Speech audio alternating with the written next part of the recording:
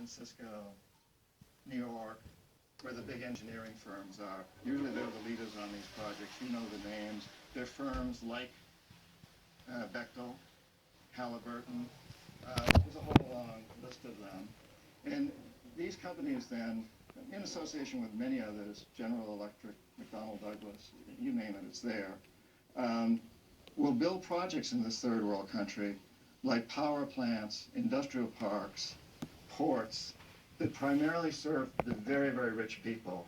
The power goes to the big industries. The ports are used by the big industries. The industrial parks are used by the big industries. Usually these things don't help the poor people at all. In fact, the country's then settled with a huge debt that it can't possibly repay. That's part of the plan. So the money that should be available for poor people, for health services, for education, and for other social services isn't available to them. And the country can't pay back its debt. So at some point, we economic hitmen go back and we say, look, you owe us a lot of money, you can't repay your debt, therefore sell our oil companies your oil real cheap.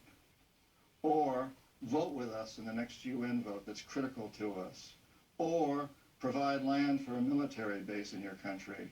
Or send troops to Iraq to support us or someplace else. It's a form of slavery, if you will, and maybe that's too strong a word, but it's extortion. That's why we call ourselves economic hitmen, because it's the same technique the mafia used in a much, we're on a much larger scale. We're much more professional. We don't talk about what we do. We don't get caught because there's really no real chain of command in this. But that's pretty much how the system works. And using that system, we have built the world's first truly global empire. This is an empire. And most Americans don't realize that. A lot of the other people around the world do, but most Americans don't realize that. Most Americans think that foreign aid, the World Bank money, is altruistic. It's going to help the poor. For the most part, it isn't. It's going to line the pockets of our corporations here and some wealthy individuals in these countries that are part of the system, and in the process get very wealthy from these projects that we put in for them. Now, economic hitmen have been extremely successful since Kermit Roosevelt, since the 50s.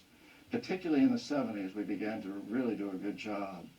We didn't often fail, but sometimes we do fail. And when we fail, the next line of command is what we call the jackals.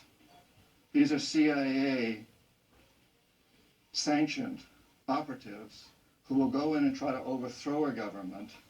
And if that doesn't succeed, they'll try to assassinate the people in the government that need to go. It's one of the great burdens of an economic hitman. There's a lot of burdens. I mean, well, I can talk about that later, how this affected my conscience. And I would say that, however, what economic hitmen do is not illegal. आप सुन रहे हैं। मसलन आपको मैं एक बात बताता हूँ कि जब मियां नवाज शरीफ की पिछली हुकूमत थी तो उन्होंने वो काम करने शुरू कर दिए जो जॉन पार्किंस या उनकी तरह के लोग या रेमंड डेविस की तरह के लोग उनसे करवा रहे थे। जनरल मुशर्रफ ने एक्चुअली जो कू किया वो कू नहीं था। कू वो था जो मियां नवाज शरीफ और जनरल जियाउद्दीन ने किया, और उन्होंने पाक फौज के अंदर जो है एक कॉन्स्पिरेसी जो है वो शुरू करने की कोशिश की। General Musharraf actually stepped in to save Pakistan, और उसका एक